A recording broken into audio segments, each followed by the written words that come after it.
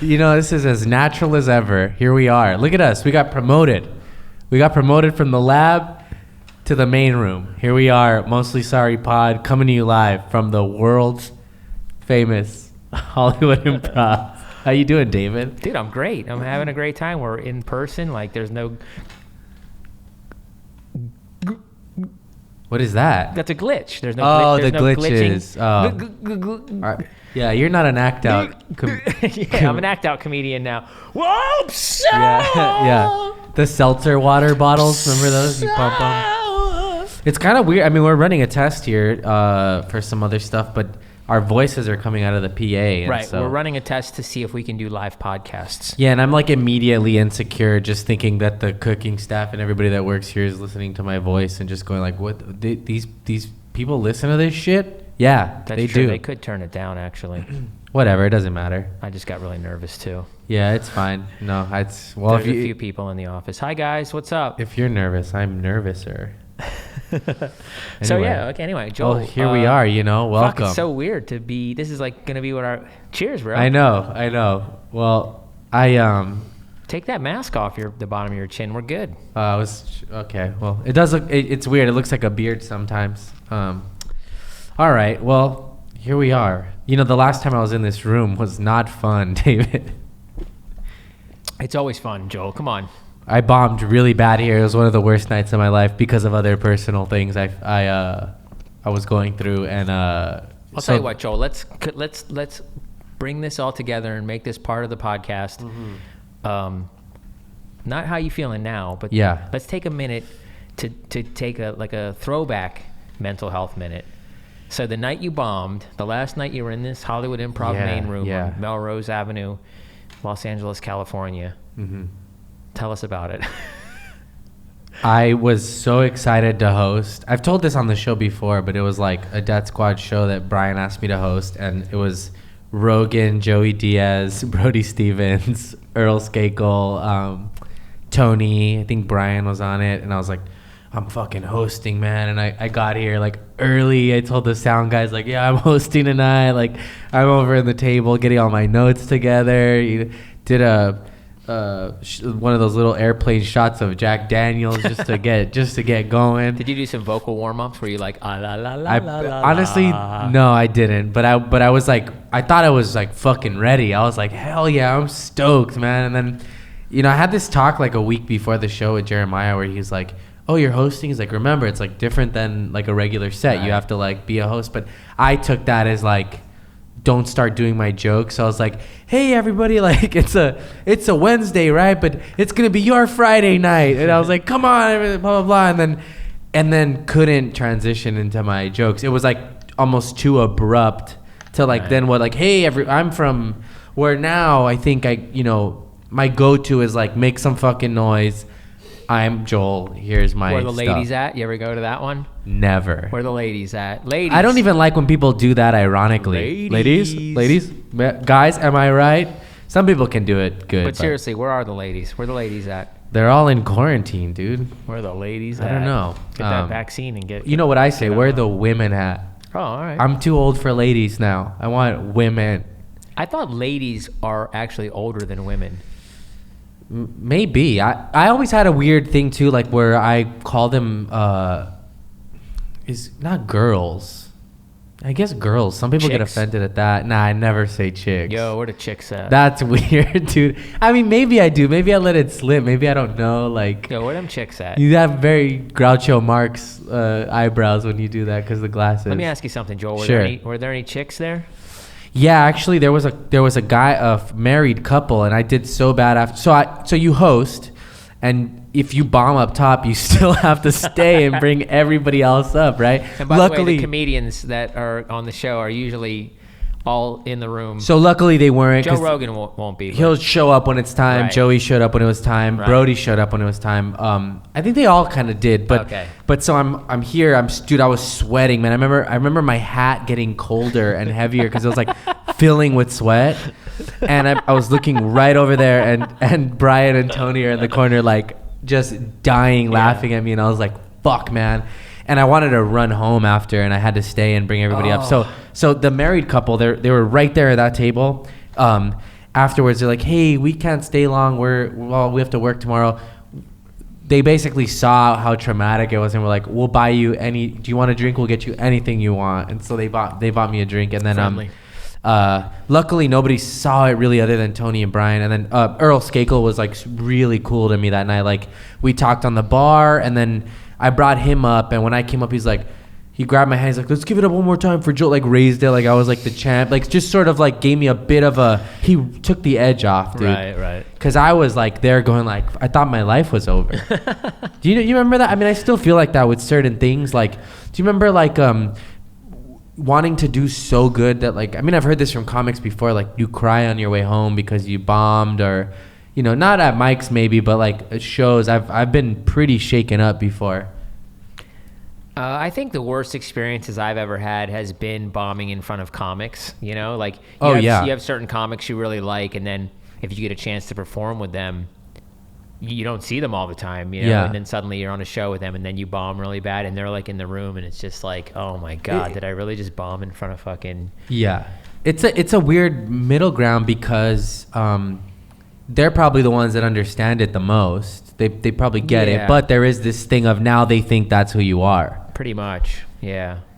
I've heard that that's sort of a part of like, I don't know the difference because I've only done comedy here in LA, but that's like an LA thing. There's this plague or like curse of like who's in the room at all times, where like you want to do well, and so I'm guilty of like always doing the shit I know works and not sort of branching out. But yeah, I think I've gotten a little better. I'm a little easier on myself. Like, you realize at a certain point, like it starts to fuck with you when you're doing well too much, because you're not really learning. I don't think you learn a lot when you're doing good constantly. I mean, you definitely learn when you bomb. For sure. Absolutely. When you do bad in life and you suffer, you learn. That's like a lot of people's philosophies. Definitely. Yeah, I've heard even like UFC fighters say like what, win or learn, which is probably on a tap out t-shirt somewhere.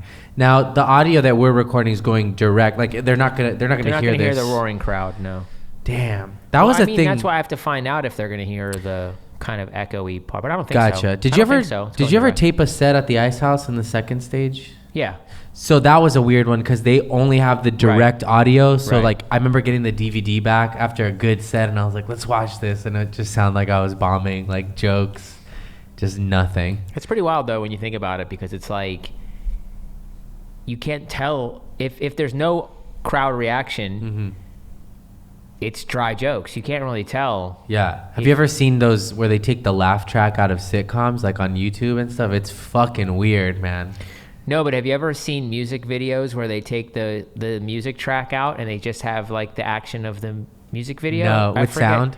Yeah, the best one I ever saw, there's a couple that I saw. I think one was a Miley Cyrus one, but the best one I can remember was the white dude, Macklemore. Okay. What's his like big song, like Thrift Store? Thrift or something? Store, yeah. Thrift Store? I'm gonna pop some. I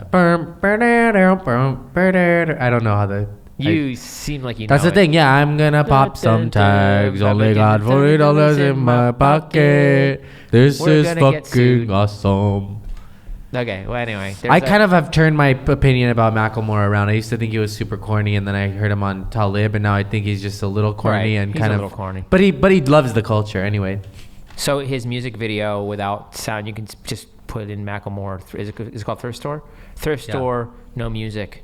Thrift Store music video, no music. Oh man, it's amazing. It's insane because like, do you hear like the shuffling? You hear the shuffling and like it's crazy, dude. Honestly, it's really fucking sick. I saw they do that to like Ellen or like the Steve Harvey show with like they cut to the crowd and it's just like quiet. They're weird edits, you know. The Vic Berger edits. Oh, he's the king. He's the king. Okay. Nobody fucking edits like Vic Berger, man. That dude. Man. He did the Steve Harvey one, the Kanye one. Okay. The Steve Harvey like. What's the Kanye one that you don't have the answers? Sway, that one, or was it when he was on Ellen? He's done the Ellen one was definitely. He's done multiple Kanye ones, but the Ellen one was the most famous one, I think.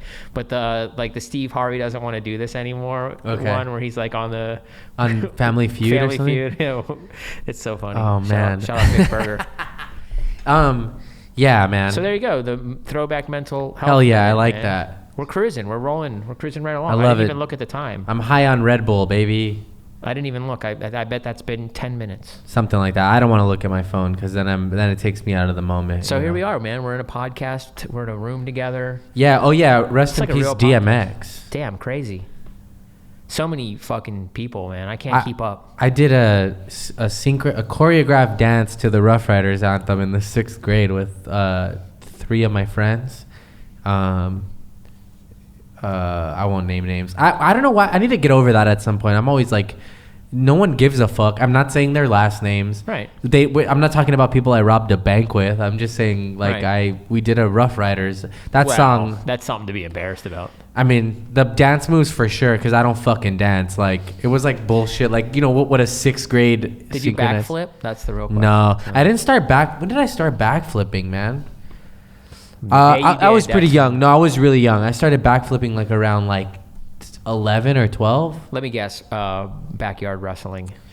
I think I don't know what came first. Either backyard wrestling or I grew up a block away from a rec center, and so I first started learning on the swings. You know, when you backflip on the swings. Right. And sort of learned the motion from that, and then all over the sand pit, they got the play area. I would start flipping over higher and higher stuff.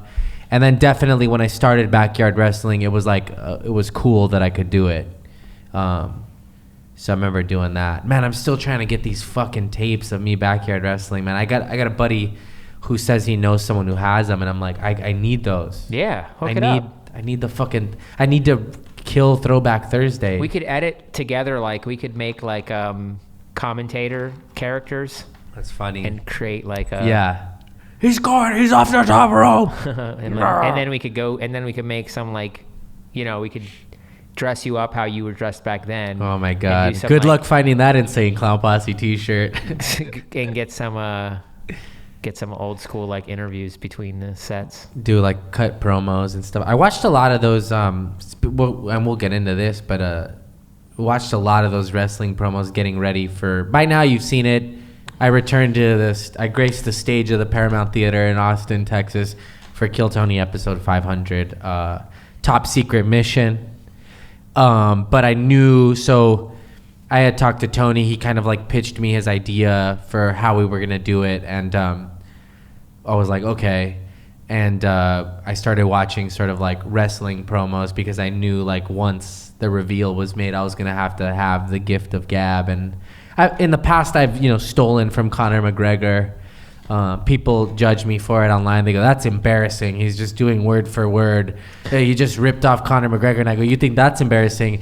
You should have heard it the first time I did the same exact thing. I've done it more than once for some reason." Really, you did word for word. I mean, I didn't like memorize it, but the red panty night thing. I said like, the best night of your life is when you challenge me. You call your wife. You say, "Honey, we made it." It's whatever. I don't really watch UFC stuff, so I don't know I wouldn't know it if then I don't. Well, watch he's in the wrestling, zeitgeist now, man. He's that's how cool that guy is. Like, I don't watch UFC, but I'll watch Conor McGregor. Yeah, for sure.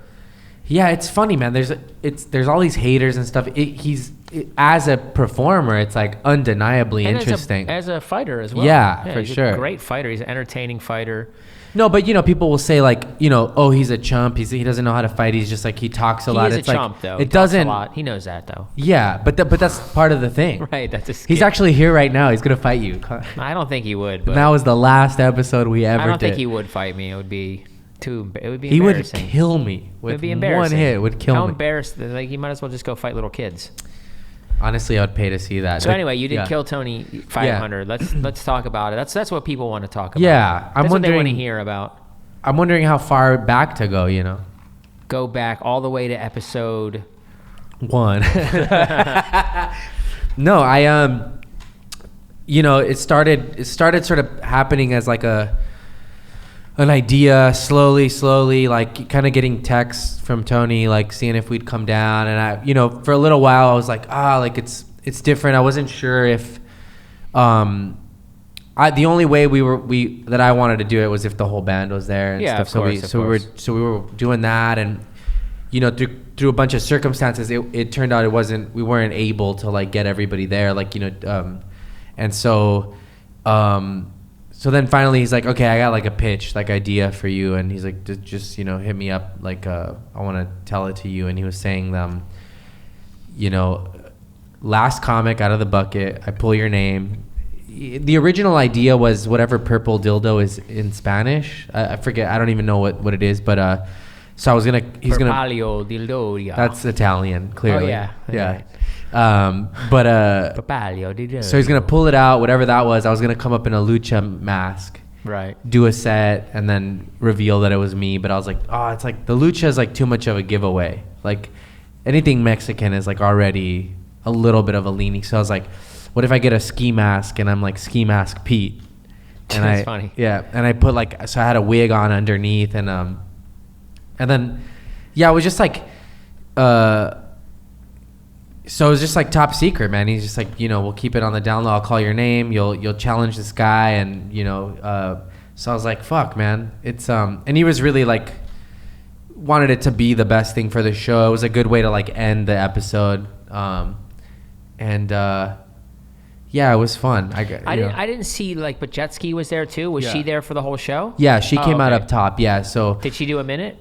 No. She was just sort of like in the band. You know, I see. It was a bit of like I guess like a throw off to like make people think like she was there, but I wasn't, or whatever. But right now, I just said it was fun, and I've sort of been thinking about this a lot. Like, believe it or not, like when I'm like pre-drum offs are not fun. Right. Like I was fucking just backstage like shitting it, dude. The show started at 7:30 and I was just backstage like, fuck, like I gotta, the guy's good, man. He's a real drummer, yeah. Yeah, and he's and no, but I'm saying like when you first off, he's like he's like a touring working. Drummer. That's what he does. Yeah, he's a drummer. I'm a comedian that drums. Yeah, but no, but also when you get challenged for a drum off, it's rare that you know it's coming. Yeah. And so you know the adrenaline that you feel, you're usually like nervous about it, but you've only have the amount of time that he's drumming. Yeah. And you're usually like, you know, putting a singlet on or whatever you're doing. And I used to have home field advantage. That was one weird, you know, it always gave me a bit of an edge, was that was my desk every week. Like I was there. So like people would challenge me, they'd sit down and then they'd realize like the lights are a lot brighter than they thought. There's people there, like all that. The kit's not set up for them. So now I'm showing up fucking to this guy's world where that's been his office, you know, like his drum kit. His drum kit. Yeah. He's from Austin, right? I don't know where he's from. Such a cool dude, man. Like he let me play his kit before the show. He's like, sit down, like do whatever you so want. He knew like, it was coming. Yeah, he flew. He cut his like vacation early to fly back to do it. Like he wasn't gonna be there. They were gonna get another guy, and Tony's like, here, this is what I'm thinking. So he like left his vacation like a day early. Him and the wife like flew down, and like our girlfriend flew down. Well, it was kind of generous of him not to like showboat it more, and not like, you know, because if you know the drum offs, if you're a fan, and and he was so cool about that. He's like, man, me and my brother watch like everything. Like, you know, you're gonna backflip. You know, you're gonna come out in a Well, I costume. practiced the backflip in front of them before the show. Like we were looking for stuff to flip off of. Like, I actually, more backstory was the day before that, I was at Van Corona's house in the backyard, like practicing. They had a crash pad. We kept doing like different distances. I did a bunch like over him. My plan was to figure out what the perfect height is and possibly do it off the stage. So, but there were seats too close to the stage. So I was like, fuck, man. Right. So he let me borrow his drum case. You should have did it off of Joe Rogan. He's pretty small. Oh my God. Dun-dun-dun. Got him. Look, the Mostly Sorry pod does not agree or endorse any of David Deary's thoughts. He's a good height to He was so, dude, that was like, you know, that was one of the coolest things, was he was so complimentary, man, to me. Like, I have GoPro footage of it, like, and this is, pat myself on the back. I worked pretty fucking hard for this. Can we put the GoPro footage right here? Yeah, sure. I'm trying to get it. My buddy Chris has it, so I just got to get it from him and drop it to you. Hopefully I can do it. Well, if you don't see it here, then... Well, it's interspliced with the show.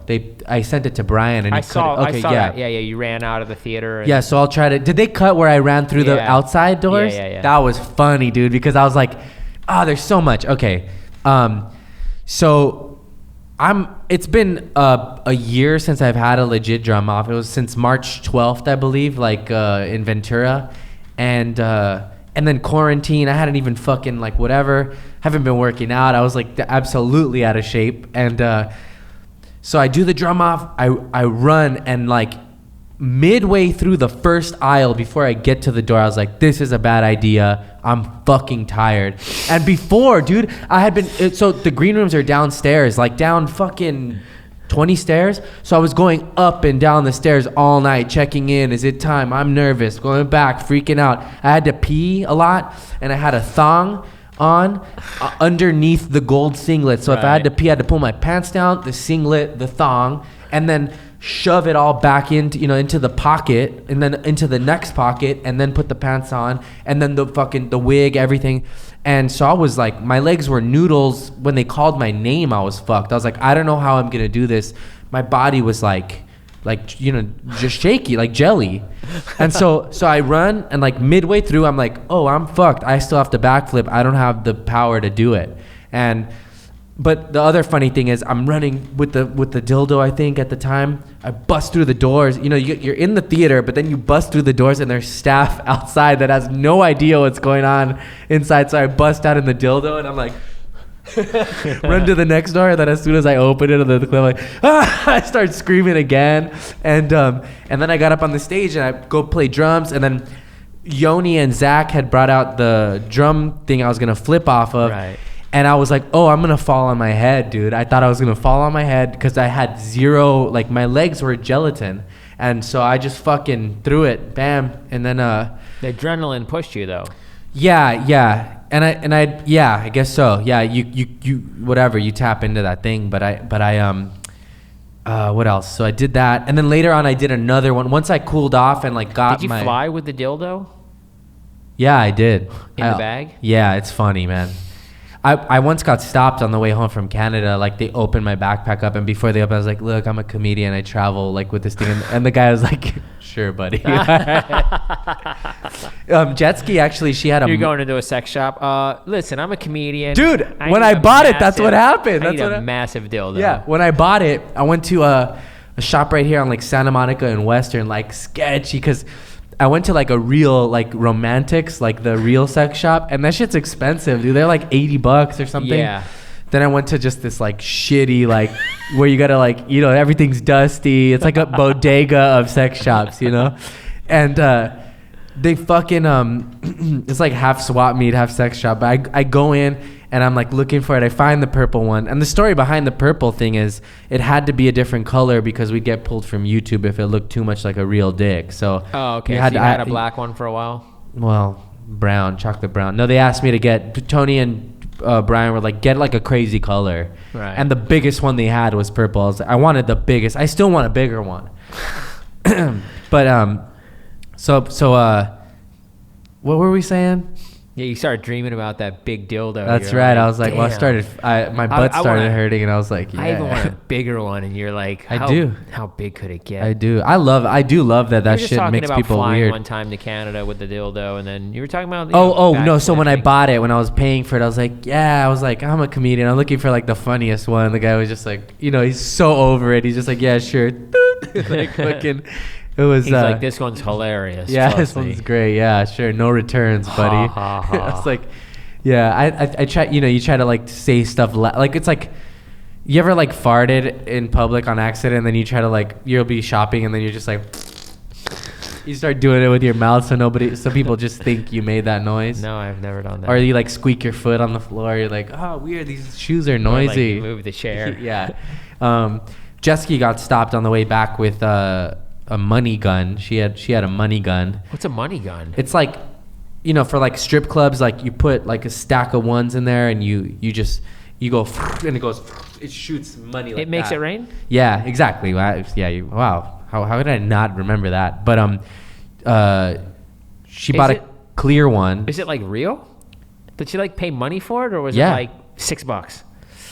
I don't know what she paid for it. Did she pay like $35 for it? Let's see. Let's Google. That's crazy. And she bought it for Kill Tony? Did she put fake money in it? What'd she do? She put fake money in it? This is a cool story.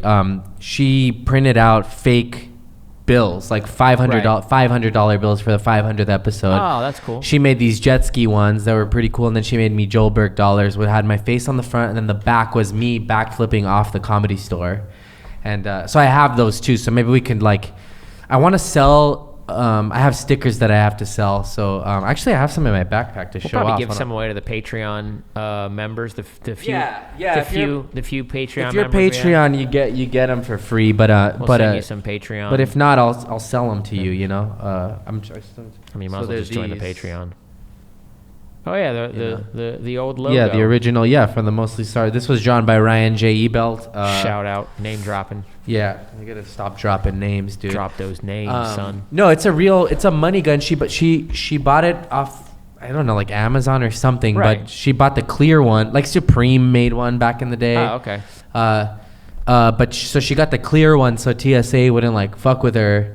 And we got through from LAX to Austin, but on the way back, they searched her bag. They were like, we need to look in your stuff. And then the guy was like, is that a money gun? He's like, oh, cool, man. He told his coworker, he's like, hey, chick, she had a money gun, dude. Yeah, which strip clubs you I'm like also to go stop to? saying the word gun in the airport, please. Is that a money gun? Dude, I have a weird Tourette's thing where I know it's wrong. Every time I'm in an airport, I start giggling to myself because I vision myself yelling bomb. Wow, that's pretty funny. I have a bomb. It's not funny at all. Hilarious. It's awful. But in my head, I'm like, that would be so crazy, if we ever fly together, I'm definitely gonna right? egg you on. I'm gonna be like, Joel, man, you should definitely. Dude, start they'll yelling, shoot me. I have a fucking bomb. That's why it's just so intense. I wonder what they would do, honestly. They'd probably tackle me, take me to a fucking room. I'd probably go to jail. They'd question me. Go to jail, yeah. They'd check. They'd fucking do a background check on me. I'd probably be on a list from now on. It's pretty interesting, though. I wonder if there's a chance that people would just look at you and be like, "Shut up, asshole." I mean, people are on high alert. I guess that's what's funny to me in my head is I don't know, it's so bad. Could be a good short film, actually. Like the guy who yells bomb and then everyone's just like, fuck off. This guy ain't got no fucking bomb. Look at this guy. Whatever, dude. Shut up. Stupid joke, man. Dumb joke. I used to travel with a buddy of mine who was he's Indian and he's brown. He had a beard, everything, so I would always be like, yo, oh, you're gonna get randomly selected, right? All the time.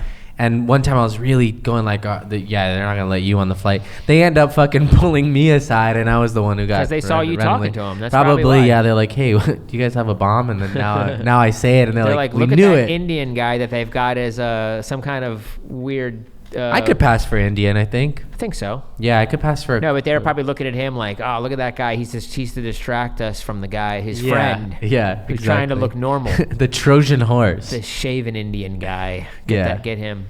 I don't know. So Kill Tony 500. The Ryan J. Ebelt 500th episode painting, drawing was sick. Was dope, man. Yeah, that was crazy. I mean, that guy's out of this world, man. I talked to him a lot about art stuff. He was just saying because it's a technical skill, people don't sometimes respect because they think I don't know how to describe this. You know what I mean? They think oh, you just put the pen to the paper, you have it in you, you're just an artist. But it's he's spent his whole entire life.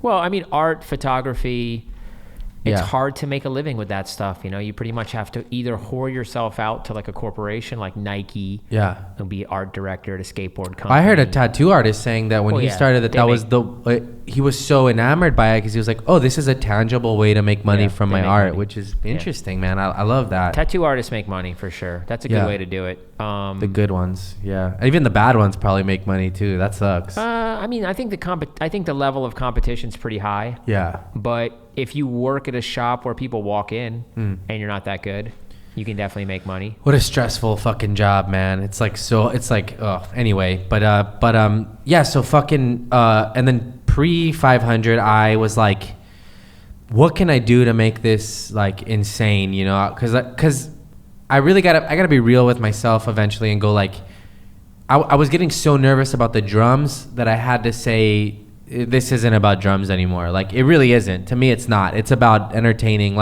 Drums are involved, but they're about, to me, 10% of it. Right. That's why I was saying it was nice of the drummer to not Yeah. He pretty much just drummed. Well, I also thought I was fucked when he started hitting the fucking Selena triggers. I was like, oh shit. If that was LA, I don't know. I don't know. Oh, it's Texas too, though. They love her out there. You know, who doesn't love her? But I mean, you hit a trigger. It was a good move, but it was cool. First time, you know. He kept it pretty chill. Yeah, he could have fucking killed me. He could have done more. Yeah, it felt like he could have done more. I think it's also.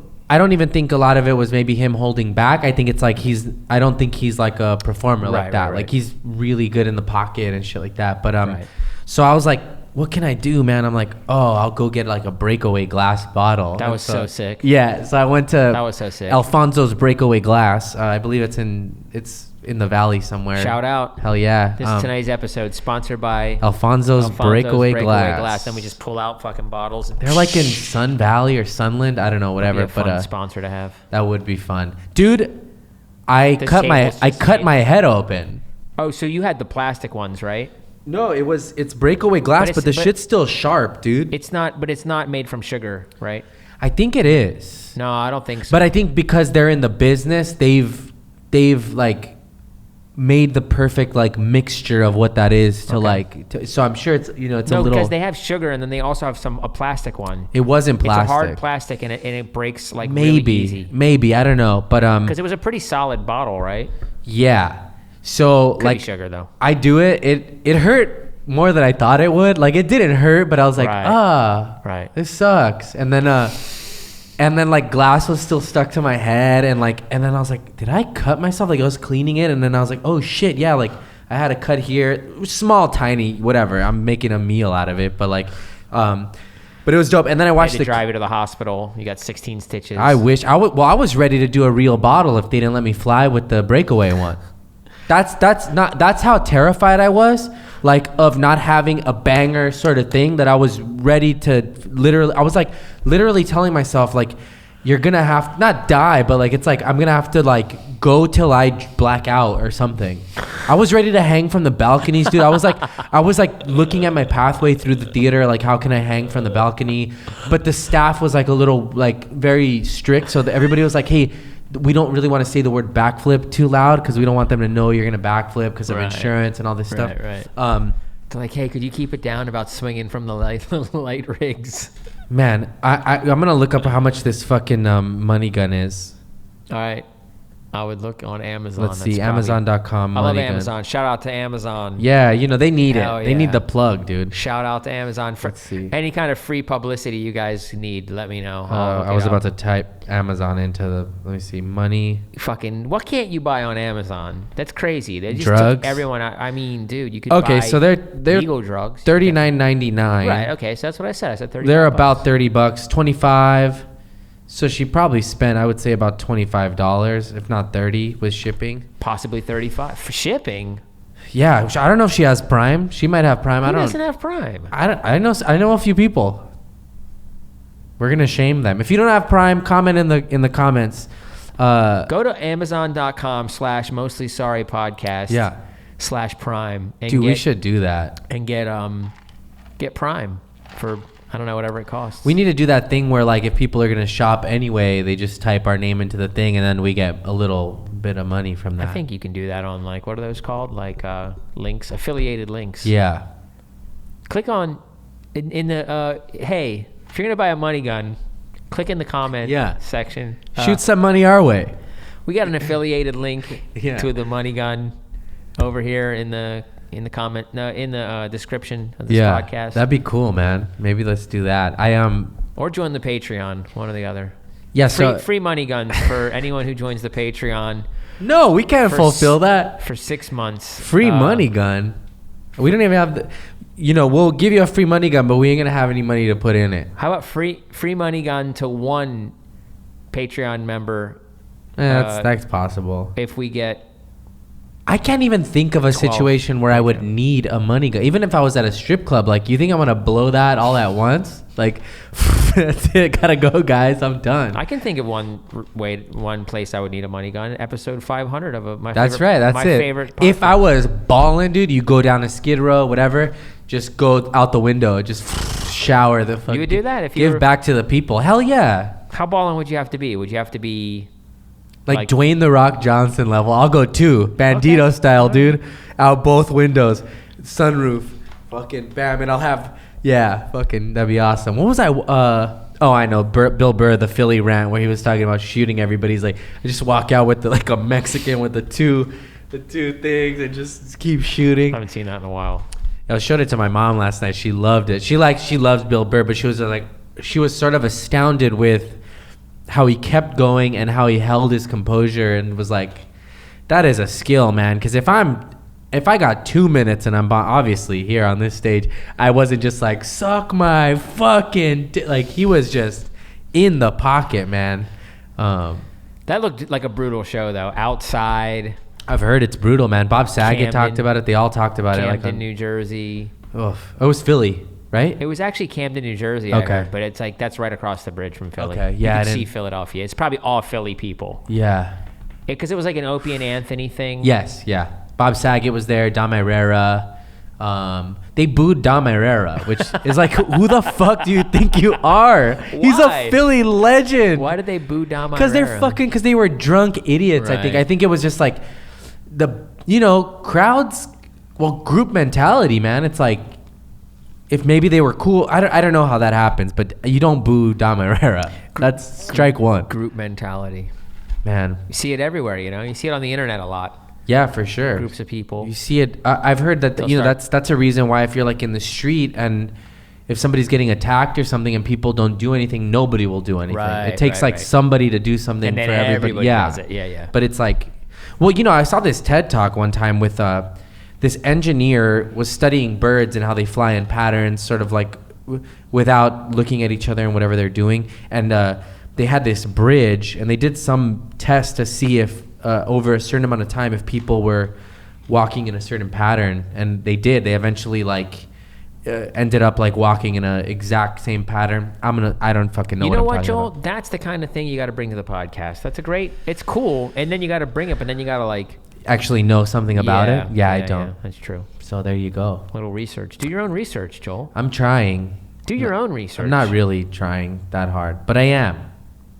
Do you have any questions about 500? Like anything that like stuck out to in your mind? That's a good question about that I should be asking questions. Because you might like prompt me to remember that's something. True. Let me ask you. Let me think about the questions. Because you think, can I say one thing? Yeah. Can I say one thing? This is my show. I'm just kidding. Well, good luck doing it next week without me. All right, cool. Just because this is the arguments I have in my own head. That's what I sound like, Crystalia?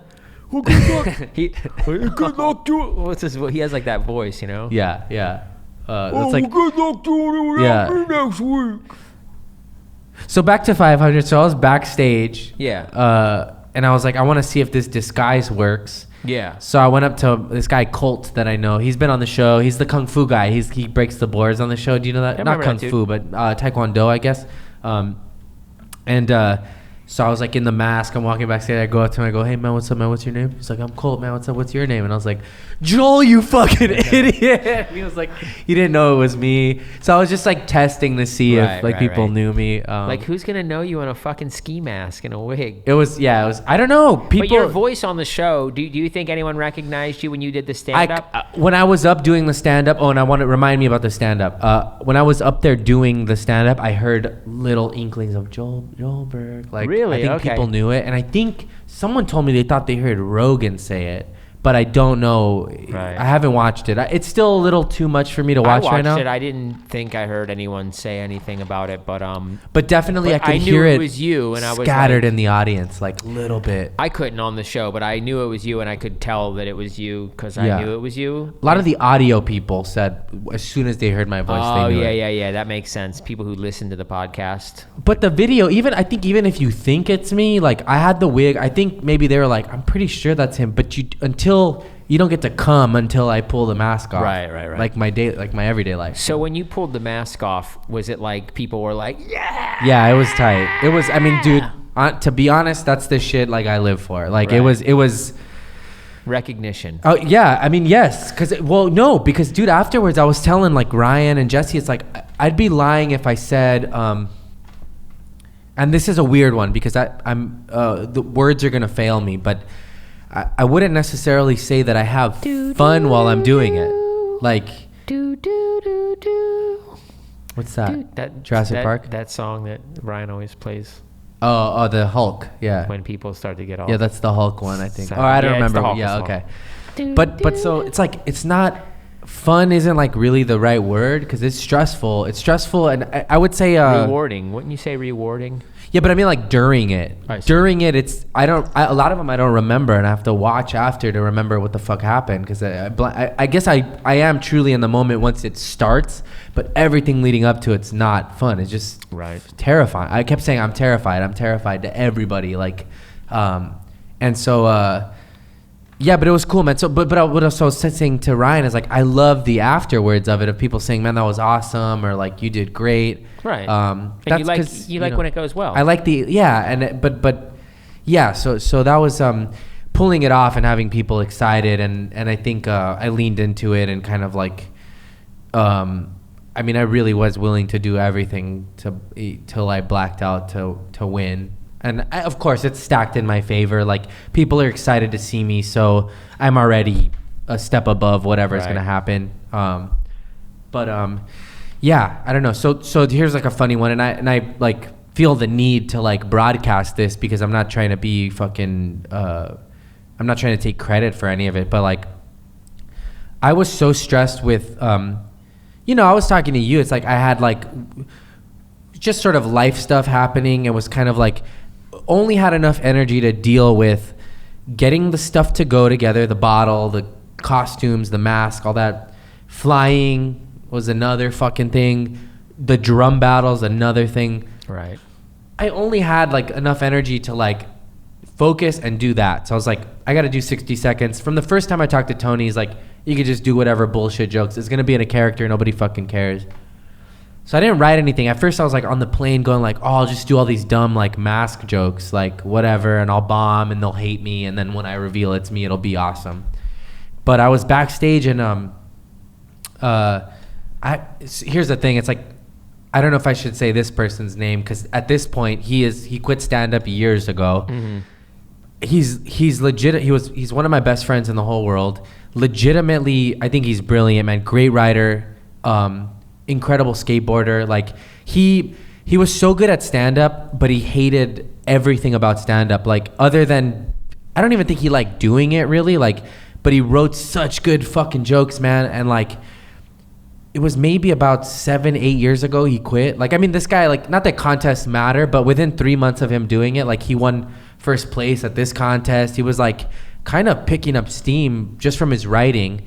And I love him to death. And so I've always been like, dude, you are good. And he's, like, he's just one of those, like, true sort of, like, artist types who, like, doesn't care about, like I said, like, I like the accolades and people saying that was great. He could give a fuck less. So my buddy, so while I was doing it, I remembered all his jokes and I was like, I'm gonna text him and ask if I can do them. Right. So I hit him up. I'm like, hey, I'm about to go up at 500. I'm doing a character. I'm just gonna do 60 seconds and then reveal it's me. You cool with that? You know, you don't do it, whatever. And he's like, fuck yeah. He's like, I'll do you even better. He goes, you inherit those. He goes, those are your jokes. He goes, take them, dude. Wow. So I was like, all right. I was like, fuck, I couldn't remember any, man. I remembered his chameleon joke. And I was like, okay, I remember that. And then he goes, oh shit, look what I found. He sent me a screenshot of his set list. So I was like, oh, it's on, man. I picked like the 4 that I remembered. And we used to hit open mics together all the time. So I knew his cadence. I was like, that'll help me not sound like myself a little bit. Right. So I came out, man. They crushed, dude. Like Rogan was like dying. They were good jokes, man. They're great really jokes. Yeah, they were and really so I was good like, jokes. I almost like wanted to prove to him like, this is how good your jokes are. Like, you know. And so seeing like Rogan and everybody like die, I was like, I can't wait to show him this, to show him that, you know, you know, he's a super private dude. That's why I wish, you know, maybe next I'll talk to him, see if he cares about me saying it. But it's like, we used to make videos and stuff like that. And even those, he's like, they're unlisted now. Like he doesn't, it's just a part of his life. He was like, what does he do now? He works for a skate company. Oh, he does? Yeah. And he's fucking, so when we used to what does he do for the skate company? He works for like, he's in charge of hard goods for a company for the whole country. Okay. Like distribution and stuff like that? Yeah. So he can get us some skateboards? Probably. There's a bunch of people out there that can get us skateboards now. You don't want to say that. You shout out the company. Give them a plug. That I won't do because that was part of it where we used to shout out Baker Skateboards. No, we used to do shorts, and he was like, I don't know if like my company saw the shorts we would make, like what would happen. So not a very cool company. No, it's not that. Not it's cool. No, not it's Baker. No, it's not about. Shout out to Baker. Baker Skateboards. Okay, it's Baker. No, I'm just kidding. No, it's too complete. But anyway. Shout out to Baker Skateboards. But so he was so good that back in the day, we'd be going to open mics. I was a little bit ahead of him in stand-up. I'd been doing it for a while. He would come to the skate park, and we just hit it off immediately. We were talking. He's like, yeah, I write. Like, I was like, you got to come to an open mic. He started reading me his jokes. And then, so we'd do these mics, and that was sort of my domain. But then later on, we'd go skating, and I'd see him skating. I was like, oh, I forgot you can do that. Like, you're not, like, we're not the same, dude. You're on another level. Yeah, people do multiple things. Man, but it'd be a bummer. See him skating. I was like, oh, I'm 3 grades behind you, 4 grades. You're a college, you're a bachelor degree guy. I am a high school dropout. Skateboarding's hard, man. Some people just have it. Yeah. But he's just one of those creative it's like guys. Basketball and shit too. Some people just have it. If you were to see his skateboarding and hear his jokes, you'd go, "Oh, that makes sense." Like they're that sort of thing. But so shout out to him, man. It's Andrew Reynolds, guys. Yeah, but I don't want to take. I'm not going to take credit for those jokes. Act like I wrote them. I just it was a blessing that I was able to do that. I was really focused on the drum off more than anything. Also, they're not really like in my voice. Like, he's like, you got to do those jokes now. And I'm like, if I'm talking about like my life and like cholos and all this, and then I'm like, do these like Mitch Hedberg-y style. Right. And that's all. I hate saying that because that was also part of it that I think he got tired of towards the end, was people going like, you're like Hedberg. And it's like, fuck, man, I'm trying to do. Yeah. Yeah, it's difficult to find your own voice in comedy. And if you have a specific, it's just like that's just what he's doing, Yeah, it's one-liners. It was a one-line. He was like a one-liner guy, and like more psychedelic, I would say. Yeah, like he had a joke. Stoner one-liners are the Mitch Hedberg thing for sure. He had this joke where he had a poster board that he painted like an asterisk sort of thing on, like it was like a cross and then another X in that, and he had painted it so he would take his time unfolding it, and you can hear the paint, like how it sticks. So that would be like quiet in the room, but you could hear like almost tension while he's opening it. And then he would hold it up, and he said, "This is what Jesus would have been crucified on if he was an octopus." And it's just like, I don't know, that stuff. I love that stuff, man. That's great. And it was just like, God, I miss. I think. If you ever go to England, there's just like a ton of that. So I think he would like Edinburgh would be his shit, or England, whatever. Yeah. So he had a thing where like earlier it was a callback, but a physical callback. Where his first joke was, "I keep confetti in my pockets in case I ever get any good news." And then later on, while he was like looking for whatever, like he would pull like just a little bit of confetti would like sprinkle out, and people in the back who remembered would like love it. But yeah, I don't know. Did you think of any questions, David? How are we on time? We're good. We're wrapping it up a little bit. You know what I mean? Yeah. Yeah, but I want to know. It's loose. It's a podcast. I love this. There's no this crowd is fun. here. Yeah. There could be a crowd here at some point when they open back up soon. Yeah, if you want. It's fun trying this. I definitely like you. Could be out there. Feel like I'm better at also we talk so much like maybe like after we shut the podcast off when we're like talking, so this is more natural. When the real questions come out. Yeah, that's the stuff where I gotta go. Are you recording? Brian, how fat is no? I'm just kidding. What's the timestamp on this? We gotta no, but there have been talks that we have just whatever social issues, everything where I'm like, we still recording? I don't really have any questions, man. It was cool to see you do your thing. It was awesome to see Kill Tony get to 500. Yeah. They're in a theater. They're doing their thing. I don't know, man. It's just Austin was interesting. Oh yeah, there you go. You could talk a little bit about Austin. Because I have been to Austin, but it's so long ago. And it was fun, and like, well, I had moments when I was there where I was like, oh, I could see this, and then the next morning I woke up and I was like, what are you thinking? I couldn't wait to get on the plane and come back home. But did the Creek in the Cave open in Austin? Yeah, so I got a buddy who works there. I guess Pepitone was in town for that. Todd Glass is doing it later this month, which I was like, man, should I fly to Austin? Because he always asks like for people who play drums. Oh, okay. And I was like, man, would I fly to Austin to be his drummer? For that could be a fun sort of thing. But yeah, the Creek in the Cave is like, seems like it's gonna be one of those fun, like almost like the Laughing Skull, which I've never been to, but I've heard good things about. Yeah. Or Helium in Philly. Those clubs that are like not niche markets, but are like, you know, really dedicated to comedy. Yeah, they know how to run a fucking It's like room, comedy man. for comedy, dude. Like the Creek in the Cave. They treat it with respect. I mean, I know Helium is like, you know, yeah. Comedy Works in Denver. Yes. Yeah. So I've heard, Todd Glass, you know, helped them design the fucking room with like curtains in front of the door, so when you open the door, light doesn't come in. Like great. Just dope shit like that. They don't serve food in the first fucking 4 rows. Right. You know. But yeah, so it was interesting, man. It's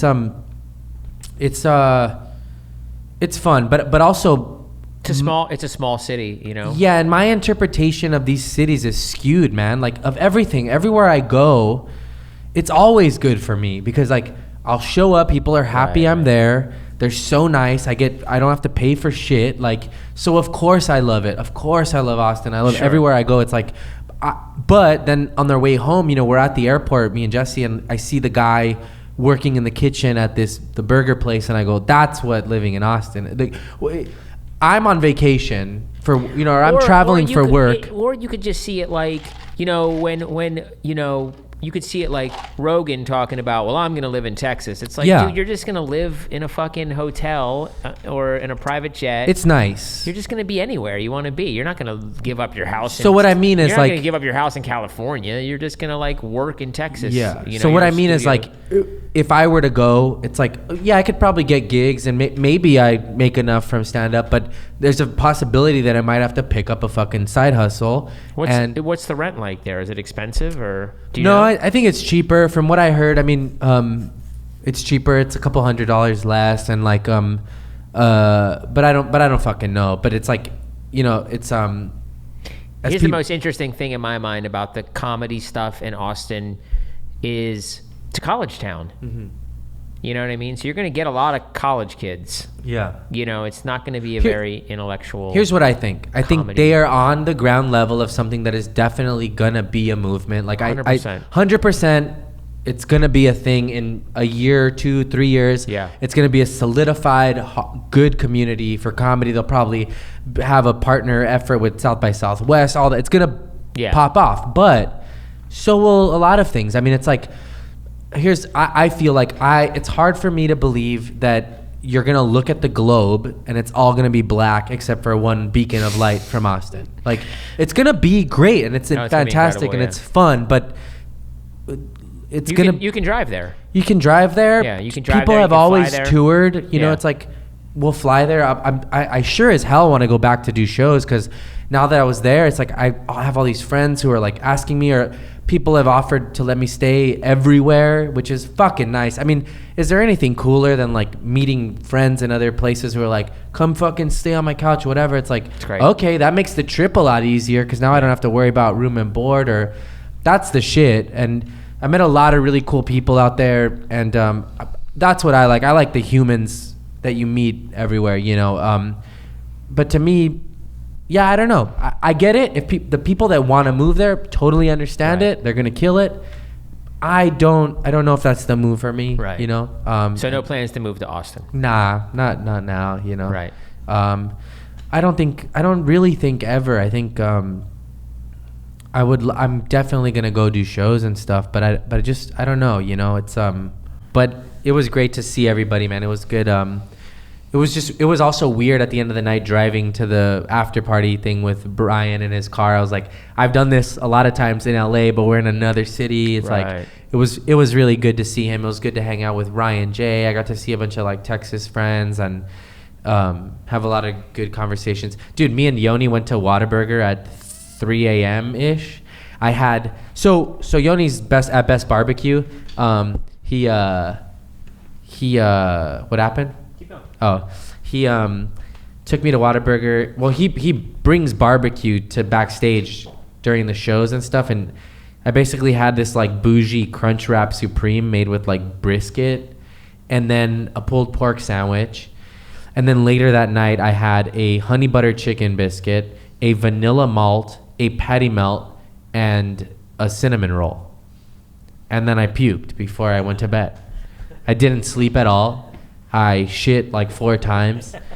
And I woke up extremely panicky because obviously I had hit a really high the night before and then sank the next day. But I slept on the plane. And then I was at the Haha the next night, baby. Maybe I'll be back there soon too. We might have to eat some junk food after this. Maybe. I did have sushi. I don't want junk food. I'm trying to do better, man. I consider junk food like veggie burgers and shit like that. That's cool. Yeah, that's my version of it. My junk food is probably like health food to you. I used to hate that. Like a veggie burger is junk food to me. Well, I used to hate when like every time like in LA when you go to a place you order a veggie burger, it's always like on a wheat bun. It's like no, I just want like a regular burger but just a veggie patty. Yeah. Best one I ever had was in New Orleans where they like it's a veggie burger but it was like the most unhealthy veggie burger ever and it was awesome. Regular bun, fat fucking cheese. It was I think the Impossible meat that you buy in the grocery store is the best veggie burger I've ever had. Just cooked at my own house. It's really good. You know what I like? Shout out to Impossible. If you go to impossible.com/Mostly Sorry Podcast to get 25% off. I'm gonna start a company called the Improbable Burger. We're just gonna start. That's pretty funny. We're gonna start getting sponsors like that. We're not like they're not even our sponsors. We'll just pretend. Yeah. Today's episode is sponsored by Impossible Meat. I think that's fun. The Impossible Burger. It's Today so was good. brought to you by Money Gun. Go to Amazon.com/moneygun. Yeah. /mostly sorry. And shoot us some fucking money, man. We got all kinds of sponsors today. I like the Boca Burger too. That's a good one. Something just flew in my eye. Shout out to Baker Skateboards. Oh, another sponsor. Last thing, today. I watched the video of me breaking the bottle on my head, and so like, say I'm facing this way. Yeah, face that way, like right there. Rogan and the table's here. Or that one. What I should have done was break it this way so the glass went away from the table. But there's a clip where I broke it. I went this way, and you see them all like this. Really? Glass went everywhere, dude. I saw. It was a great shot. Did they do the GoPro? No. Because I have a GoPro shot where it just looks like drizzle everywhere. It's fucking crazy. Yeah. No, they didn't do that. By the way, Alfonso's breakaway glass. Oh yeah, another sponsor. It's so cool when you show up. They have like glass cabinets with stuff inside. They're like, which one do you like? They grab your head and it's like smash. No, they have, dude, the coolest like vases. Like it's dope. Yeah. Somebody called to make a crazy order, and I couldn't. They were like giving them the pricing, and I was like, holy shit! Like what a trade. Who spends $3,000 on? Oh, dude, glass. But the guy was saying it's $800 to make the mold, and then of something, maybe a table or a special window, and then he was like, dude. and then $1,000 for the order thing or something. Custom made for. Oh my god. But these are they make stuff for movie companies, so you know. And they have the budget. I think it's like a family business. It was pretty cool. So go check that out. But by the way, just to remind you, like we also have the mold making kit. Oh, we're gonna do it. Yeah. So soon on the Patreon. Yeah. Because now that we're both vaccinated, vaxxed up from the backs up. Vaxxed and waxed. And relaxed. And relaxed. Yeah. Vaxxed and relaxed. Vaxxed and relaxed and about to be staxed. Fucking hell. That's your camera right there. Oh, that's my camera. Which one's my camera? This one. I'm just kidding. Right there. Well, I think that's it, right? I think we said everything we did. I think it's been at least an hour. Hell yeah. Well, close to an hour. To that, cue the Rough Riders anthem, R.I.P. DMX, and we'll see. Oh yeah, that's probably right. You could sing it though. That's not the Rough Riders. Sorry, man. That's not. First you're gonna rock. No, it's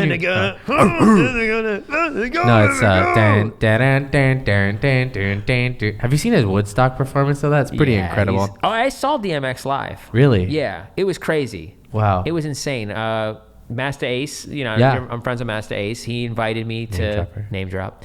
He invited me to a show out here, and it happened to be he was opening for DMX, which is like totally random.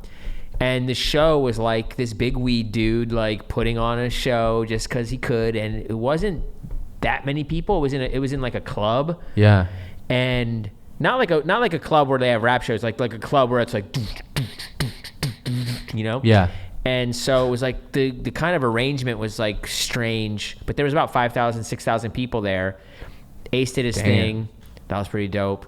But a lot of the crowd didn't really know Ace because they were there to see DMX. So it was more like a newer hip hop crowd. You know what I mean? Ace. But booker, the guy who booked the show, like loves Ace. So Yeah, he booked for Ace. sure.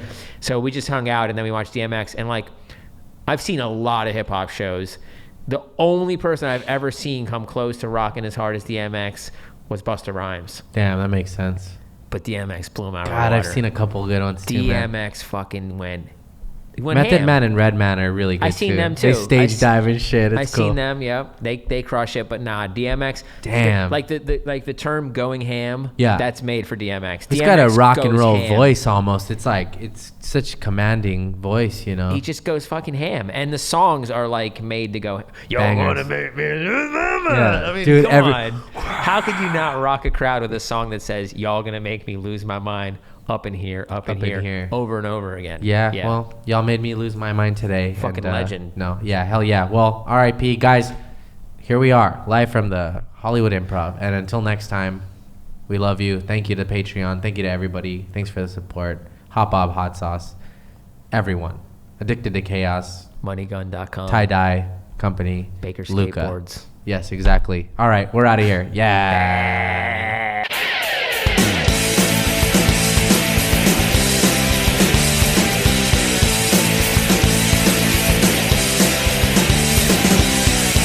Shots on a gun, I don't wanna be.